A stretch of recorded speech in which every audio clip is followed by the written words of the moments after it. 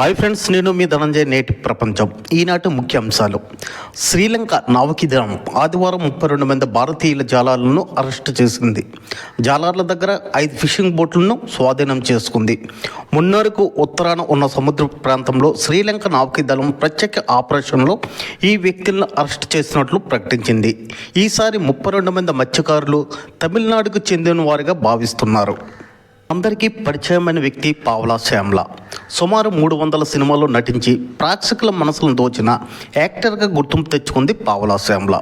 కానీ మనిషికి అన్ని రోజులు ఒకేలా ఉండవు. ఎవరి రోజు ఎప్పుడు ఎలా మారుతుందో ఎవరికీ తెలియదు. ఇప్పుడు పావలా శ్యామ్లా పరిస్థితి కూడా అలానే అయిపోయింది. తాను వయసు మీద పడడం వల్ల ఆరోగ్య పరిస్థితి బాగలేక ఆర్థిక ఇబ్బందులు పడింది. తనకి ఎవరైనా సహాయం చేయాలని సినిమా ఇండస్ట్రీని కోరింది.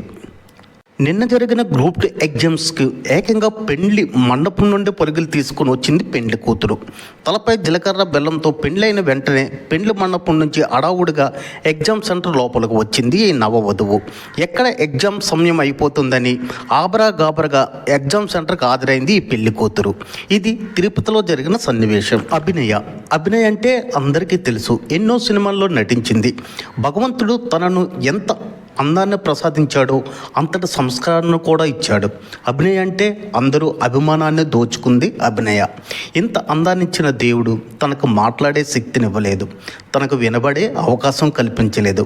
అయినా సినిమా రంగంలో నటనలో తనకంటూ ఒక గుర్తింపు తెచ్చుకుంది అభినయ. మంచినీళ్ళపేట గ్రామంలో మానవత్వం చాటుకున్న వంకవారి ఫ్యామిలీ. మంచినీళ్ళపేట గ్రామంలో కావాల గోవింద్ కుమారుడు కావాల తులసిదాస్ అర్ధాంతరంగా మరణించారు. కుటుంబం ఆర్థిక ఇబ్బందులను తెలుసుకొని అదే గ్రామానికి చెందిన వంకవారి ఫ్యామిలీ ఆ కుటుంబానికి ఆర్థిక సహాయాన్ని అందించారు. మంచమండంలో ఘనంగా నిర్వహిస్తున్న శ్రీ వాసుదేవుని బ్రహ్మోత్సవాల వేడుకల్లో ఆఖరి రోజు ఊరేగింపు భాగంగా మాజీ మంత్రి డాక్టర్ సీదిరి అప్పలరాజు గారు ఆ భగవంతుడు ఊరేగింపు కార్యక్రమంలో పాల్గొన్నారు. లోన్ యాప్లు వడ్డీ వ్యాపారులకు కేంద్రం సాకిచ్చింది. లోన్ యాప్ల కారణంగా ఎంతోమంది ఆత్మహత్య చేసుకుంటున్నారు. ఈ నేపథ్యంలో వాటిని కట్టడి చేసేందుకు కేంద్రం కొత్త చట్టానికి తీసుకురానుంది. చట్టబద్ధమైన సంస్థ ద్వారా కాకుండా భౌతికంగా లేదా ఆన్లైన్లో అప్పిచ్చే వారికి 10 ఏళ్ల వరకు జైలు శిక్ష, ₹1 కోటి జరిమానా విధించేలా ముసాదాను సర్కార్ రూపొందించింది. మహారాష్ట్రంలో విచిత్ర సంఘటన చోటు చేసుకుంది. కోల్హాపూర్కు చెందిన పాండురంగ ఉల్పల్కు అకస్మాత్తుగా గుండెపోటు రావడంతో ఆసుపత్రికి తరలించారు.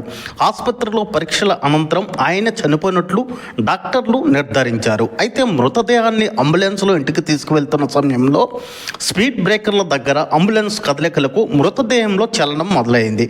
వెంటనే వేరే ఆసుపత్రికి తీసుకువెళ్లి చికిత్స చేయించగా బ్రతికి బట్టగట్టాడు. ఆంధ్రప్రదేశ్ విద్యార్థులకు ఎండాకాలం కారణంగా విద్యార్థుల సమస్యలను దృష్టిలో ఉంచుకొని ఒంటిపూట బడులకు ప్రారంభించనుంది.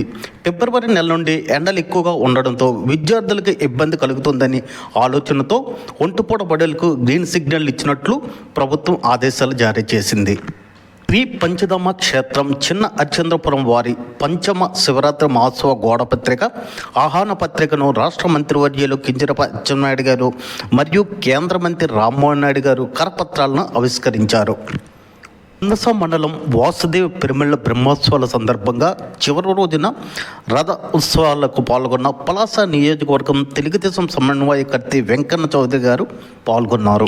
మున్సిపాలిటీ చైర్మన్ శంకర్ గారి కుమారుడు దిలీప్ కుమార్ వివాహ వేడుకలకు హాజరైన వైసీపీ మాజీ మంత్రి ఆర్కే రోజా నవదంపతులకు శుభాకాంక్షలు తెలుపుతూ నిండు నూరేళ్లు సంతోషంగా ఉండాలని ఆశీర్వదించిన ఆర్కే రోజా విశాఖలో జరిగిన భూ కుంభకోణాలపై విచారణ నివేదికలను బహిర్గతం చేయాల్సిన బాధ్యత ప్రభుత్వానిదేనని బొత్స సత్యనారాయణ అన్నారు. బురద జల్లడం కాదు, ఆరోపణలను నిరూపించాలన్నారు.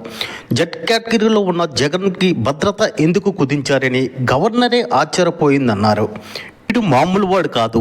రేపులు చేయడం, జైలుకి వెళ్ళడం, మరలా జైలు నుంచి రావడం, మరలా రేపులు చేయడం వీడి పని.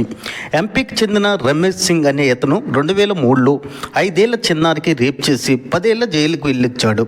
2014 8 ఏళ్ల బాలికపై అగాత్యం చేసి టెక్నికల్ ఆధారం లేకపోవడం వల్ల 2019లో జీవిత ఖైదీ శిక్ష నుంచి బయటపడ్డాడు. తాజాగా ఫిబ్రవరిలో మరో అత్యాచారం చేసి ఆపై ప్రయాగరాజ్ వెళ్తుండగా జైపూర్ వద్ద పోలీసులు పట్టుకున్నారు వీడిని.